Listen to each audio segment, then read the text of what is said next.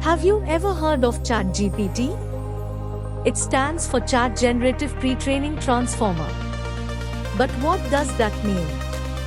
Essentially, it's a machine learning model that's been trained on a large dataset of human conversation. It's able to generate responses to prompts or questions that are similar to how a human might respond. So how does it work? Well, first, the model is fed a large amount of conversation data. This could be anything from chat logs to social media posts.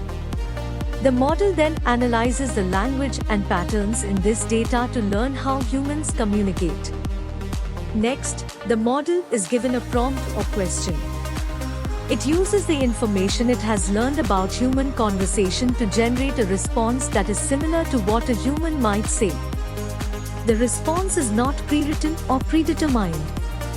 Instead, it's generated in real time based on the information the model has learned. So that's a brief overview of Chat GPT. It's a powerful tool that can be used in a variety of applications, such as chatbots or virtual assistants. So the next time you have a conversation with a chatbot, you'll know a little bit more about how it works.